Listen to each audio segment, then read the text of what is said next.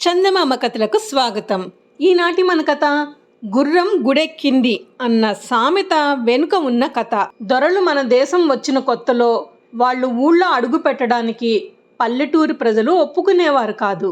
ముఖ్యంగా ఎంతో నిష్ఠతో ఉండే అగ్రహారాల్లోని బ్రాహ్మణులు అస్సలు వాళ్లను రానిచ్చేవాళ్లు కాదు. అటువంటి చాదస్తపు కాలంలో దొరలు కలెక్టర్లుగా, జడ్జీలుగా, పెద్ద పెద్ద ఉద్యోగస్తులుగా బస్తీలకు వచ్చి చేరుకునేవారు. ఉద్యోగరీత్యా చిన్న చిన్న గ్రామాలకు కూడా వారు మకాం వేయవలసి వచ్చేది. ఆ విధంగా మకాం వేసిన దొరలకు ఎదురు చెప్పడం అంటే పల్లెటూరు వాళ్లకు భయంగా ఉండేది. అలా భయపడకుండా ఉండేవాళ్ళు గోదావరి జిల్లా కోనసీమలోని పేరూరు ద్రావిడులు. వారు దొరలను కాదు కదా, దొరలను పుట్టించిన బ్రహ్మను కూడా లక్ష్యం చేయరన్నమాట. అంతటి ప్రతిభా పలుకుబడి గల ఆ పేరూరి ద్రావిడులు ఏ గొడవలు వచ్చినా వాళ్ళల్లో వాళ్లే తగవులు పరిష్కారం చేసుకునేవారు. అంతేగాని కోర్టులకు గీర్టులకు తిరిగి పిరికి బంద అనిపించుకునేవారు కాదు. ఒకసారి పేరూరులో ఒక నేరం జరిగింది. అప్పటికే దొరలు కలెక్టర్లుగా వచ్చి పల్లెల్లో మకాం వేసి కేసులు విచారణ చేయటం విరివిగా సాగుతూ ఉంది. అన్ని పల్లెలకు వచ్చినట్టుగానే కేసు విచారణ కోసం పేరూరులో మకాం పెడదామని ఒక కలెక్టరు గుర్రం ఎక్కి నౌకర్లతో సహా బయలుదేరాడు. కలెక్టర్ గారు తమ ఊరి పొలిమేరకు వచ్చారన్న వార్త పేరూరు ద్రావిళ్లకు తెలిసింది. వెంటనే వారిలో హేమాహేమీలు కొంతమంది ఊరి వెలుపల కలెక్టర్ గారి వద్దకు వెళ్ళి, అయ్యా దొరగారు, పరాయి దేశస్థులు అగ్రహారంలోకి ప్రవేశించటానికి వీలు లేదని మా పెద్దలు ఏర్పాటు చేశారు కనుక మా గ్రామ మర్యాద తమరు పాటించాలని కోరుతున్నాము అంటూ వినయపూర్వకంగా చెప్పారు. దొరగారు అధికార గర్వంతో విననట్లు నటించి నవ్వేసి ఊరుకున్నారు. ఎన్ని విధాల చెప్పినా వాళ్ల మొర దొరగారి చెవికి ఎక్కేటట్టు కనిపించలేదు. మరి కొంచెం సేపటికల్లా కలెక్టర్ గారు ఊళ్ళో దిగారు. దేవాలయం పక్కనే వేయబడిన డేరాలోకి ప్రవేశించి కేసు విచారణ ప్రారంభించారు. 2-3 రోజులు విచారణ జరిగింది. కలెక్టర్ గారి గుర్రాన్ని బంట్రోతులు డేరా వెనుక పక్కన కట్టిపెడుతూ ఉండేవారు. 3వ రోజున కలెక్టర్కు తగిన ప్రాయశ్చిత్తం చెయ్యాలనుకుని కొంతమంది ద్రావిడులు నిశ్చయించుకున్నారు.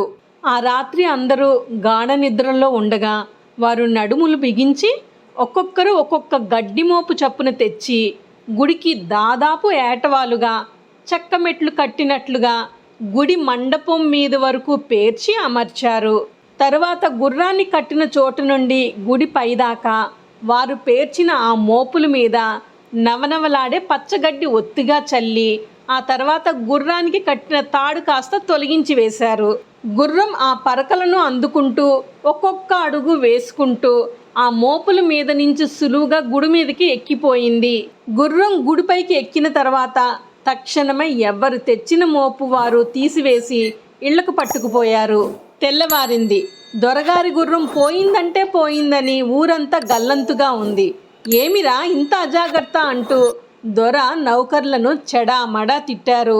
నౌకర్లు కంగారుతో గ్రామమంతా తిరిగి వెతికారు. కానీ గుర్రం ఎక్కడా కనిపించలేదు.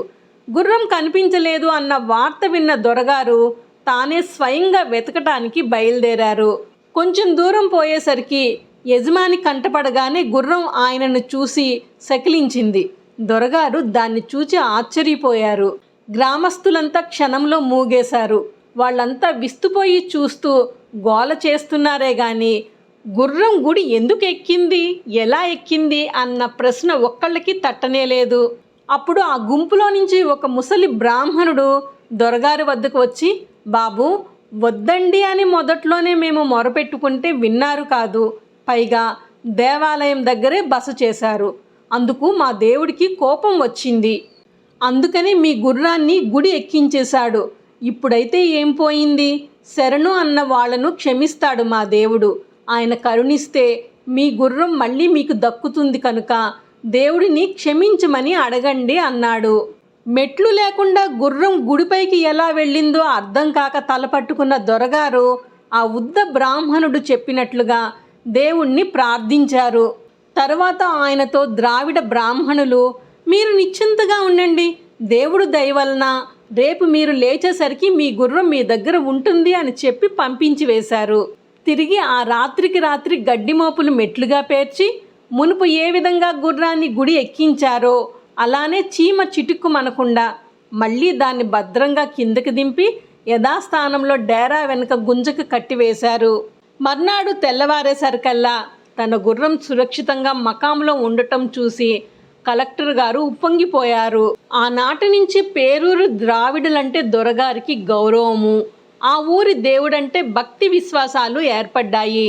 స్వామి ధూప దీప నైవేద్యాలకు గాను 10 ఎకరాల భూమి పట్టా కూడా వ్రాసి ఇచ్చాడని ప్రజలు చెప్పుకుంటారు.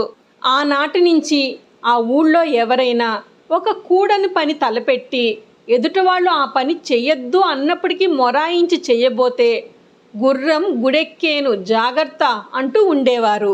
ఈ విధంగా ఆ సామెత అలా ఆనాడు పేరూరులో పుట్టి క్రమక్రమంగా దేశమంతటా వాడుకలోకి వచ్చిందన్నమాట. అలా వెళ్లే ముందు ఛానల్ని సబ్స్క్రైబ్ చేయండి, నోటిఫికేషన్స్ కోసం బెల్ ఐకాన్ని క్లిక్ చేయండి, వీడియోని లైక్ అండ్ షేర్ చేయండి. మరిన్ని చందమామ కథల కోసం చందమామ కథలు ప్లేలిస్ట్ని విజిట్ చేయండి.